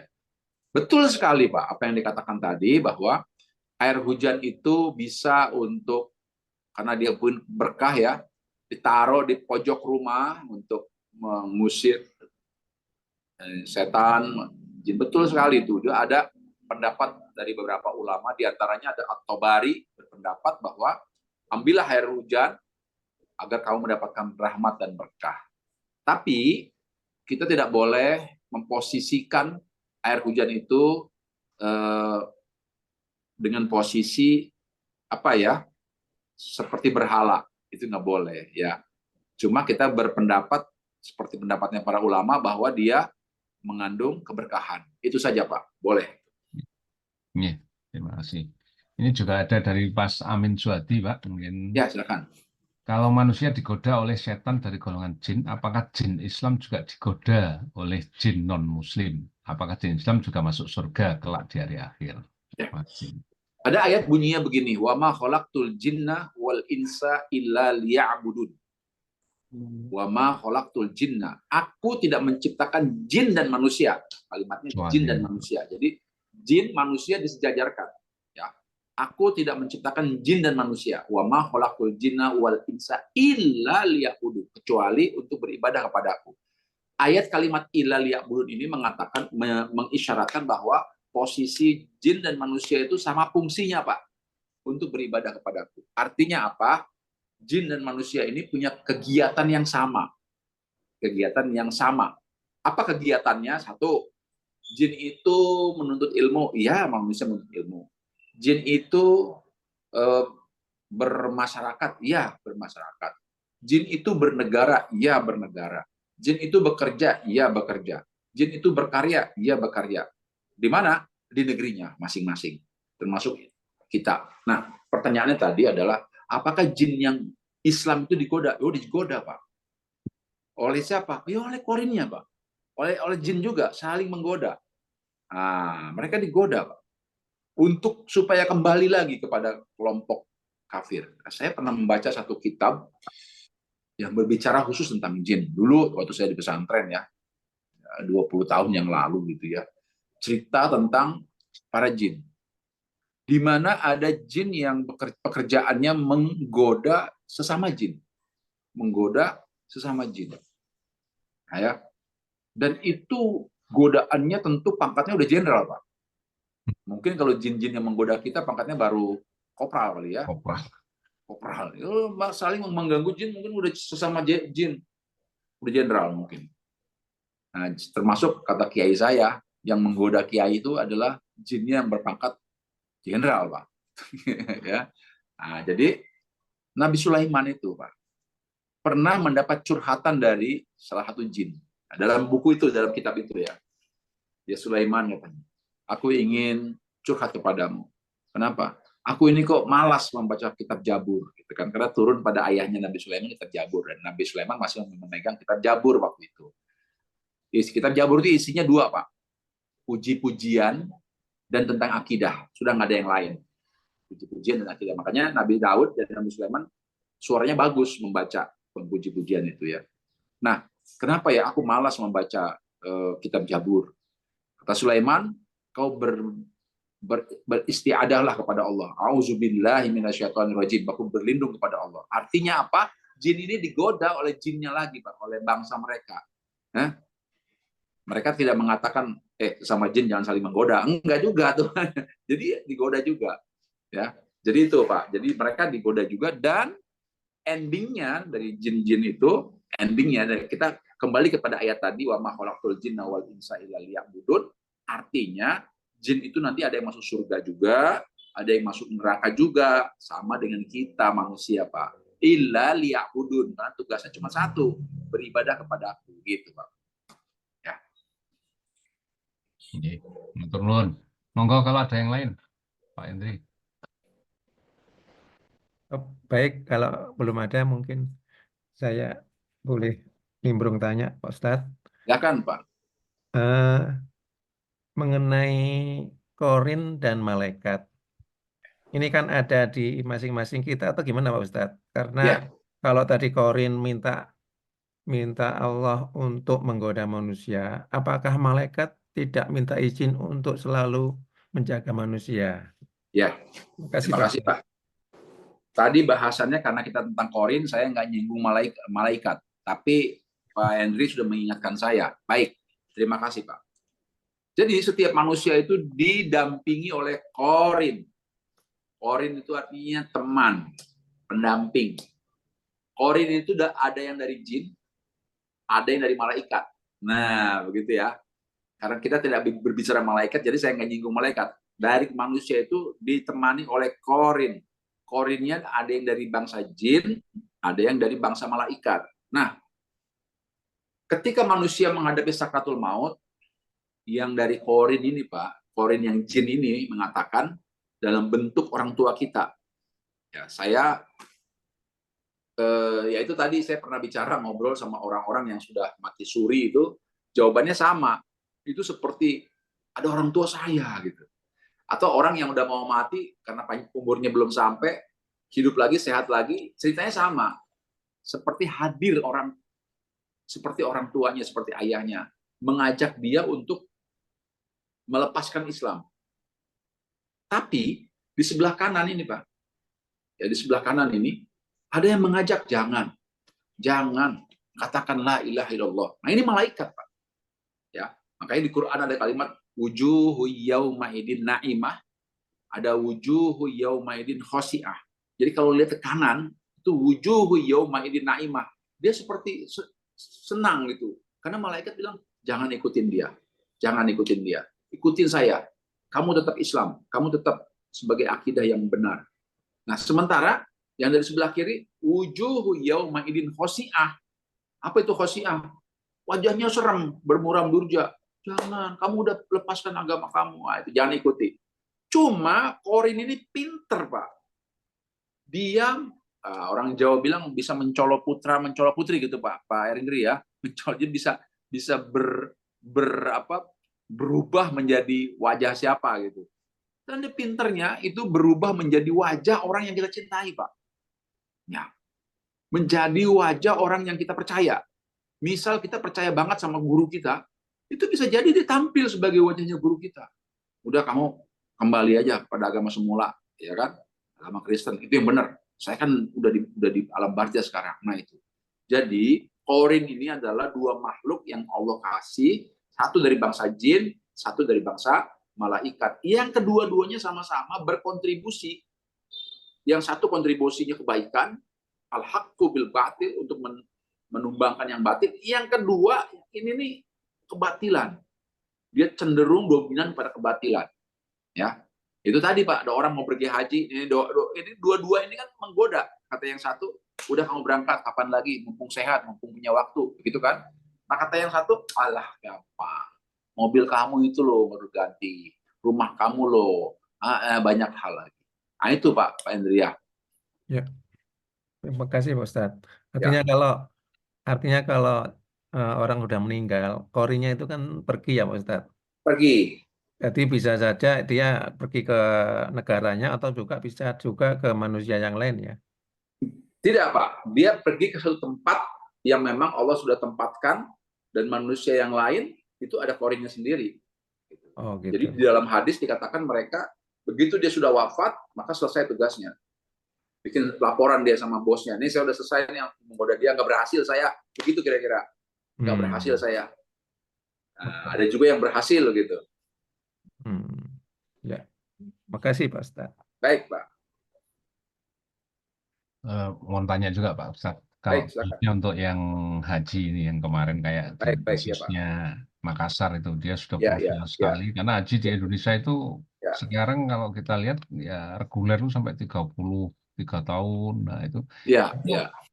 apakah ada memang khusus doa untuk supaya dipercepat atau itu hanya putusan pemerintah yang 60 ke atas atau seperti yang kemarin misalnya dia berikhtiar menggunakan visa non haji akhirnya di sana dideportasi ya itu sebenarnya kan itu usaha-usaha apakah nggak ada karena itu suci Pak ya keinginan yang Iya, suci dan ikhlas iya. apakah Allah tidak ada ya mungkin dari pemerintah mungkin oh ini dikhususkan yang sampai 60 ke atas dulu gitu ya mudah-mudahan ada gitu Pak. Ya, Mohon pencerahannya Pak. ya Pak. Gini Pak, memang apa ya, di Indonesia ini sekarang bukan hanya di Indonesia, di Malaysia pun demikian. Saya punya teman di sana, dia bilang kita juga di sini nunggunya lama karena regulasinya begitu. Yang paling lama di daerah timur ya, kayak Makassar, Ujung Pandang, Riau, Jambi ya, lama sekali, hampir 25-30 tahun ya. 23. Di Jawa Timur, Jawa Tengah, Jawa Barat ya masih 10 sampai 15 tahun ya. Sama dengan Jakarta. Memang itu keniscayaan yang mesti kita hadapi, Masya Allah ya, kasihan juga kadang-kadang. Namun Pak, haji ini kan qadarullah ya, semuanya Allah yang punya rencana. Kita ingin cepat, tentu ada cara cepat, misalnya dengan haji puroda atau haji ONH plus. Ya. Itu kan memang ada dalilnya ya. Walillahi 'alan nas hijjul bait man istata'a, itu kan. Berhaji itu sesuai kemampuan. Kalau mampunya haji puroda ya dia apa-apa haji puroda. Boleh itu, sah. Kalau dia mampunya haji plus, nunggu sampai 5 sampai 7 tahun. Dia dengan haji plus 180 juta sekarang. Haji puroda hampir 400 juta. Aduh, saya nggak mampu lah kayaknya. Ya sudah, saya mau ikut reguler saja. 100 juta. 60 juta dari kita, 40 juta subsidi pemerintah. Ya kan? Kita tunggu yang mana saja silahkan. Walaupun ada ulama yang berpendapat haji backpacker sebetulnya nggak apa-apa, halal gitu ya. Ada yang berpendapat karena apa? Karena Mekah Madinah kan milik kita. Haji kan kita udah.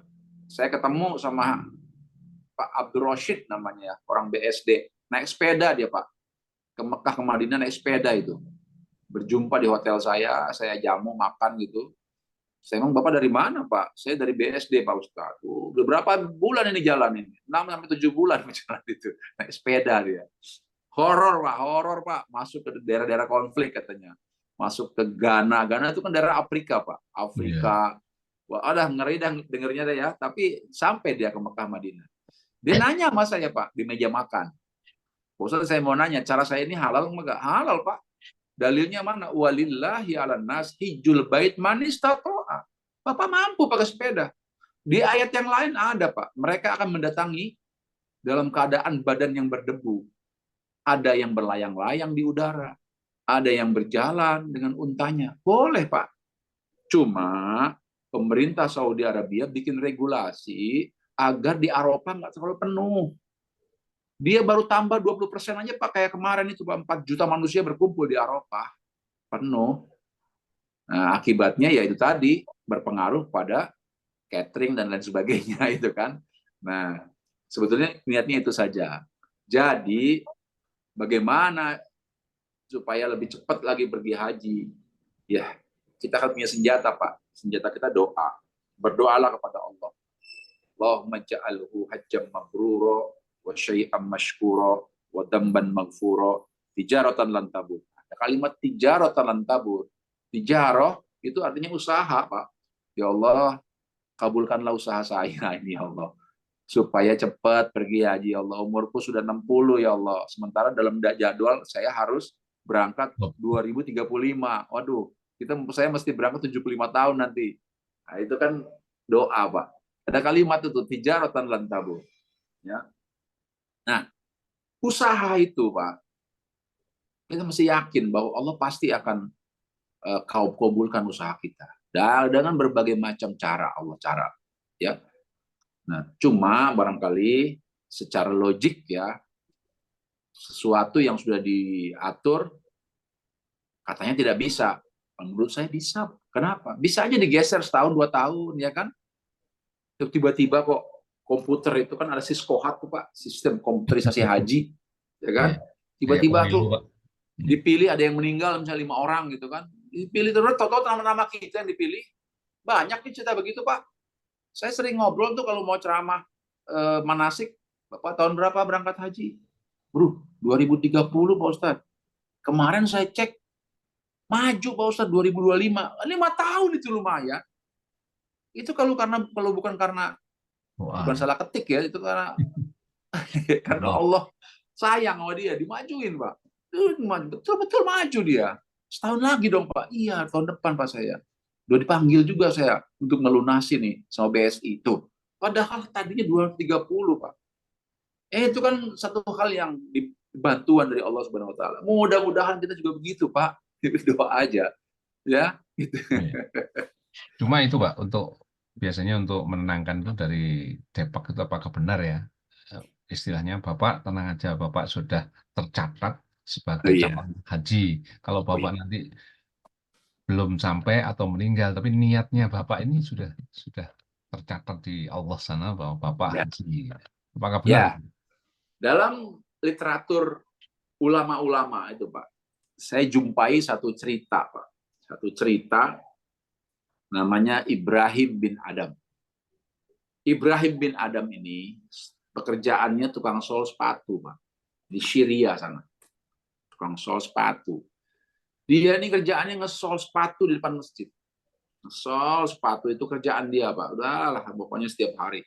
Dia kumpulkan uang itu sedikit, sisa dari makan untuk menunaikan ibadah haji. Tiba-tiba satu ketika dia hitung itu, Pak. Kencelengannya dihitung tuh. Cukup untuk pergi haji. Maka bersiap-siaplah dia mau pergi haji. Kopernya, ya bahasa kita begitulah ya. Kopernya udah siap, sepatu udah siap, segala macam betul. Tiba-tiba, kok dia denger orang butuh uang, Pak. Butuh uang untuk makan keluarganya. Oh, dia nggak tegel, nggak tega.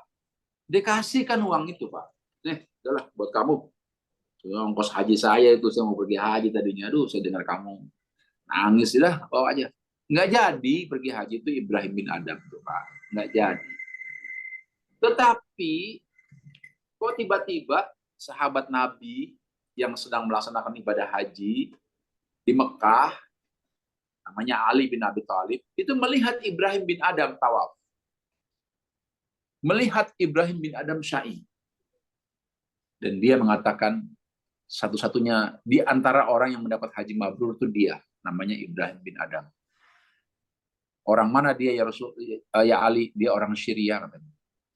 Kalau kamu mau tanya apa resepnya supaya jadi haji mabrur, tanya sama dia. Ada sahabat Nabi, Pak. Cari tuh si Ibrahim bin Adam itu. Cari di mana pekerjaannya, udah tahu dia bahwa ini tukang sepatu di sebuah masjid di Syria. Temuin. Orang-orang itu buat masjid bilang itu orang itu. Depan masjid tuh lagi ngesol sepatu, emang kerjaannya begitu dia. Tapi perasaan saya nggak pergi haji dia katanya. Kok dapat haji mabrur ya? Kenapa ya? Nah, datanglah itu sahabat tuh ke tempatnya ngesolnya itu. Ngobrol. Sampaikan dia salam dari Ali bin Abi Thalib. Sahabat Nabi itu, iya. Katanya kamu salah satu yang mendapat predikat haji mabrur. Hah, kaget. Aku nggak berangkat haji kok. Iya, tapi niatmu udah sampai. Dan haji mau mabrur. Mudah-mudahan itu jadi cerita buat kita. Bahwa kalau ada di antara kita yang udah niat, tapi nggak sampai niatnya, terus wafat. Karena ada hadis, innamal a'malu binniyah. Sesungguhnya, seseorang itu tergantung niat. Kalau niatnya sudah baik, udah haji, ya haji. Apalagi ada fasilitas, badal haji namanya. Ya, jadi orang-orang yang tidak sanggup melaksanakan haji karena wafat, karena sakit, karena apapun lah, maka pemerintah Saudi lewat muasasah, lewat Kementerian Haji dan Wakaf menyelenggarakan yang namanya badal haji, ya. Jadi ada ini Pak, safari badal haji. Jadi ada orang-orang yang khusus membadal hajikan orang-orang yang sudah wafat. Gitu Pak. Insya Allah nyampe Pak, insya Allah. Iya, Ya. insya Allah. Gitu. Iya. Monggo Pak Indri, gimana? Masih ada 7 menit. Kalau ada yang ada kita Ya. tutup. Baik, saya memanfaatkan waktu ini Pak Moderator. Iya Pak Irfan. Baik, Pak Ustadz. Baik. Ya, selama ini apa yang sering kita dengar adalah haji furoda. Ya. Saya mencoba untuk mencari kata furoda itu di dalam kamus bahasa Arab. Itu tidak ada dalam bahasa Arab itu furoda. Mungkin Pak Ustadz bisa jelaskan. Ya. Kemudian yang kedua adalah berkaitan dengan pelaksanaan ibadah haji ya, kembali Ya. seperti yang disampaikan Pak Ustadz ya, sebenarnya kuncinya itu ada di pemerintah ya. Karena misalnya kemarin sempat ramai bahwa sebenarnya fasilitas haji reguler itu yang dipakai oleh atau yang digunakan oleh Kementerian Agama itulah yang konon dijual kepada para travel ya, travel haji atau umroh, jadikan sebagai Plus. khusus atau haji plus ya. Atau haji apa furoda, furoda itu. Nah, makanya kemarin waktu ada rapat dengar pendapat dengan DPR dengan Kementerian Agama, jadi salah seorang dari anggota DPR itu dengan nada tinggi saya anggap cenderung memarahi Departemen Agama itu, artinya Iya. Fasilitas haji untuk reguler itu sebenarnya diserahkan kembali atau diserahkan kembali kepada para pembayar atau yang sudah calon jemaah haji yang sudah mendaftar dan sudah membayar lunas. Artinya jangan lagi diutak-atik ke sana kemari sehingga menambah antrian untuk berangkat haji. Nah, kalau kita lihat sebenarnya sih ya itu tadi, kalau fasilitas haji itu dikelola atau di manajemennya secara baik ya, benar-benar fisabilillah ataupun istiqomah di dalam menjalankan amanah haji itu untuk penyelenggaranya, saya kira antriannya bisa menjadi lebih pendek malah.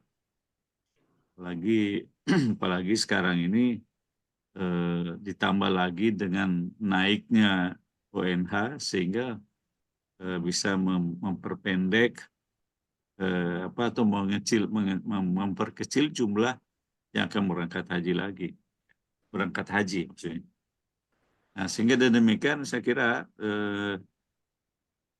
kesempatan ini mari kita doakan ya, semoga Kementerian Agama itu jangan menyalahgunakan itu fasilitas haji, karena bayangkan itu kalau misalnya katakanlah kuota haji dari pemerintah Arab Saudi atau dari kerajaan Arab Saudi, katakanlah misalnya 300.000 misalnya. Kemudian yang digunakan untuk haji reguler hanya 225.000. Jadi ada 75.000 peluang untuk itulah yang digunakan, yang dijual oleh pemerintah melalui Kementerian Agama menjadi haji khusus atau haji furoda. Nah, itu saya kira ini yang perlu kita colek ini adalah Kementerian Agama. Kemudian di dalam fasilitas fasilitas jemaah haji itu dari pengalaman yang pernah saya lihat itu adalah kurangnya layanan yang optimal terhadap kepada jemaah haji. Kalau haji reguler itu kalau saya lihat itu saya pernah menghadapi sendiri, melihat itu hotelnya cukup jauh dari Masjidil Haram. cukup jauh dari Masjidil Haram. Ada yang sampai ke Azizia atau malah agak ke sana lagi. Ya. Nah itu saya kira itu yang perlu kalau Evaluasi. oleh Kementerian Agama. Nah, kemudian dari fasilitas itu, selain fasilitas itu juga adalah logistik, ya terutama konsumsinya. Konsumsi sering terlambat. Ya walaupun ya kalau kita untuk menyabar-jabarkan diri, paling kita bilang, wah ini salah satu ujian. Tapi sebenarnya ini adalah kelalaian atau ketidakcegatan dari petugas yang melayani logistik konsumsinya dari panitia ya, dari panitia. Dalam hal ini penyelenggaranya adalah Kementerian Agama. Jadi itu saya kira itu yang dapat saya sampaikan Bapak Ibu. Ya, Pak Ustadz, ya mudah-mudahan bisa kita colek ini Kementerian Agama ini. Ya, baik Pak Ilham yang saya hormati. Furoda itu artinya haji khusus ya, di luar kuota haji. Itu yang perlu dicatat, bahwa haji furoda di luar kuota haji. Jadi para peserta haji furoda atau haji plus itu adalah haji di luar kuota haji, tapi memiliki kuota sendiri namanya kuota undangan. Undangan ya. Itu ada sebetulnya dulu zaman saya berangkat tahun 2004, 2010 belum ada tuh haji seperti itu. Yang ada haji plus saja ya, sekarang ada. Karena memang Saudi ini sekarang sedang butuh masuk dana ya, karena memang mengingat tambang mereka akan segera berakhir itu, ya menipis gitu ya. Nah, hukumnya tentu sah hukumnya ya, karena ini tidak ilegal, ini legal. Cuma memang betul apa yang dikatakan tadi, pemerintah kita harus memiliki keberanian tegas terhadap pengaturan haji furoda dan haji plus ini, mengingat kebutuhan haji reguler yang sangat membutuhkan dengan antrian yang semakin lama semakin panjang ya. Dan kita memang menyayangkan ya, Kementerian Agama kita tidak memiliki ketegasan terhadap itu. Bahkan nyaris bisa diperjualbelikan. Contohnya apa? Kalau saya sih tidak menyalahkan ya travel yang itu kan dari masyarakat juga yang punya uang ya Pak ya. Travel itu kan tadi ayat dalilnya ada manis satoa. Tapi ini ada ribuan pejabat yang berangkat dengan biaya gratis. Ribuan pejabat dengan dalih pengawasan, dengan dalih apa macam-macam lah gitu ya. Walaupun diawas-awasi tetap aja kekurangan sana sini ada, karena memang Departemen Agama itu departemen yang paling subur dengan praktek-praktek korupsi. Sehingga tahun 2017 itu dapat medali terbanyak melakukan korupsi dari menteri sampai tukang cetak Quran itu di Departemen Agama. Menterinya ya Pak SA itu masuk penjara. Ganti lagi SAM, menterinya pernah di penjara. Dan pejabat-pejabatnya di bawah ikut juga di penjara oleh KPK. Karena apa? Karena memang ya saya sih menganggapnya ini adalah tulah dari perbuatan yang mereka tuai gitu ya, Departemen Agama ini. Dan banyak bermain-main dengan uang masyarakat yang berniat untuk ibadah. Kalau masyarakat yang membeli tiket furoda dan plus itu sih wajar karena memang manis tatwa ila sabila. Tapi yang saya katakan sekali lagi, banyak pejabat ini yang mendominasi berangkat dengan keluarganya. Ya, saya menyaksikan sendiri Pak bahwa pejabat ini dengan mudahnya Pak dapat fasilitas.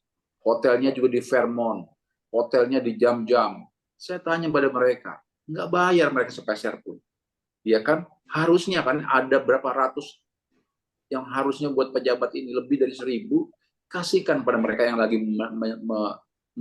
menunggu ya untuk segera berangkat haji. Nah ini barangkali pernah juga Pak Ilham saya sampaikan di sebuah rapat di Kementerian Agama, saya sampaikan itu bahwa udahlah jangan lagi dipermainkan itu. Kalau mau bikin pengawasan, ada pengawasan nggak terlalu banyak. Toh jemaah kita nggak banyak kok, cuma 240.000, cukup pengawasan berapa puluh lah dari DPR. Jangan sampai pengawasannya ratusan gitu ya. Itu.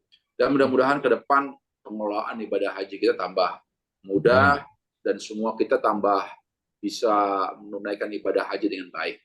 Amin ya rabbal alamin. Baik itu Pak Andri. Oke, terima kasih. Oh, Pak Mesti Indri, kalau mau gimana? tanya sebentar, mesti ada waktu Mesti Oh, mau tanya oh, sedikit. masih ada, monggo sekali Ustaz, terakhir. mau tanya Pak Ustaz. Ya, Sehubungan dengan pelaksanaan korban kemarin Pak Ustadz, Ya, kalau kita punya niatan untuk ya. menyalurkan korban atas nama orang tua kita yang sudah meninggal, itu diperbolehkan apa tidak Pak Ustadz ya? Ya. Bismillahirrahmanirrahim. Qala Rasulullah SAW, fasolli li rabbika wanhar. Kurban itu sebuah pekerjaan yang sangat mulia, Pak. Sampai-sampai disejajarkan dengan sholat. Ya. Sholat dan berkurbanlah. Oke. Hadis lain mengatakan barang siapa la aqroban nahum, katanya barang siapa kamu mampu tapi kamu tidak berkorban, ila hadapi musholla, jadi jangan dekat-dekat sama tempatku, sama masjidku, sama Masjid Nabawi itu, jangan dekat sana, pergi-pergi, kita diusirnya. Nah, Rasulullah SAW pernah menyontohkan sebuah prosesi kurban yang sangat bijak. Rasulullah SAW punya 2 ekor kambing. Wahai Ali, Rasulullah memanggil Ali, ambil kambing yang satu itu ke sini, ambil domba itu satu. Rasulullah menyembelih. Bismillah ya Allahu Akbar. Ya, inna Allahumma udhiyata, ini kurban untuk aku dan keluargaku. Jadi Rasulullah kurban 1 ekor kambing, Pak. Itu untuk dia dan keluarganya. Tentu keluarganya Rasulullah banyak ya, bapaknya, ibunya banyak yang udah meninggal. Keluarganya kan disebutnya ahli baitihi. Artinya 1 ekor kambing, 1 keluarga boleh. Baik yang udah meninggal maupun yang masih hidup. Lalu Rasulullah bilang lagi sama Ali bin Abi Thalib, ya Ali, bawa lagi kemari 1 ekor lagi, karena 2 ekor kan, 2 ekor lagi sini. Dipotong lagi Rasulullah, Bismillah ya Allahu Akbar, Allahumma udhiya la Muhammad li ummatihi. Ini kurbanku untuk aku dan umatku yang tidak berkurban. Berapa banyak umat Nabi Muhammad? Lebih dari 1 miliar. Nah, artinya 1 ekor kambing itu boleh untuk para almarhumah. Apalagi, apalagi kalau 1 orang 1 ekor, lebih hebat lagi, ya kan? Kalau 1 ekor aja bisa buat 1 keluarga, bisa buat umat, lebih hebat lagi kalau 1 ekor 1 orang. 7 ekor sapi, 1 ekor sapi buat 7 orang, lebih hebat lagi. Ada yang tanya kemarin sama saya begini, Pak Ustadz, saya mau patungan nih Pak Ustadz. 15 orang untuk beli sapi, boleh nggak? Boleh, emang kenapa? Boleh, sangat boleh, Pak. Yang kita dengar kan cuma 7 orang tuh sapi. Ada 10 orang, boleh, emang kenapa? Boleh, Pak. Sekampung, se-RT nih, korban beli sapi 1, boleh, Pak. Ya. Jadi, dalilnya mana, Pak Ustadz? Kan sekarang begitu ya. Satu ketika, Rasulullah sedang berjalan, Pak, menuju satu tempat. Tiba-tiba memasuki hari tasyrik. Rasulullah, kita masuk tasyrik ini. Oh ya udah, ya buat patungan yuk. Rasulullah patungan Pak, sama teman-teman, sama sahabat-sahabat itu. Ada kali beli 30 orang. Beli sapi 1, potong. Boleh.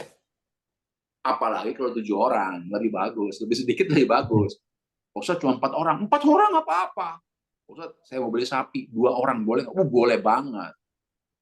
Orang sekampung aja boleh. Nah, 1 kambing aja Pak, untuk 1 keluarga boleh. Artinya, apalagi kita Pak. Kita punya uang, beli 1 ekor, saya niatkan nih. Saya boleh Pak. Uang diniatkan buat 1 kampung, 1 keluarga aja boleh kok. Begitu Pak Levi ya. Terima kasih Pak Ustadz. Ya, turun. Ya. Nah, Pak Indri gimana? Mau ditutup? Baik, kalau memang selesai, ditutup mudah-mudahan dengan kita doa. bisa berjumpa lagi dalam satu kesempatan yang lain. Dan kita doakan jamaah haji kita semuanya mabrur. Dan yang ikut kajian hari ini sehat walafiat. Amin. Mudah-mudahan di lain waktu kita berjumpa lagi dalam kajian yang berbeda insyaallah.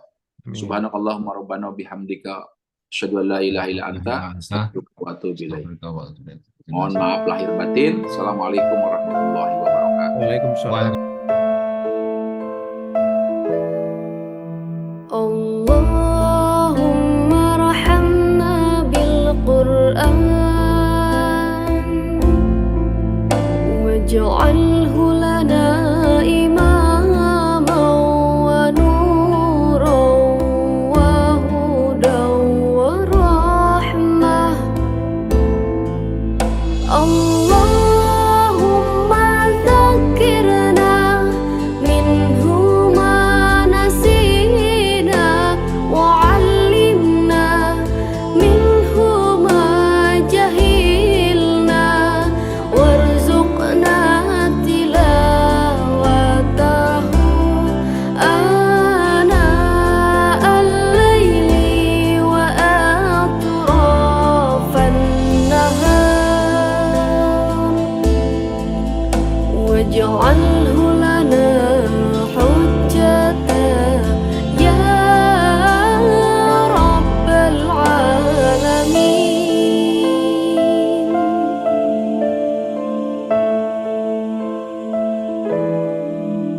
الله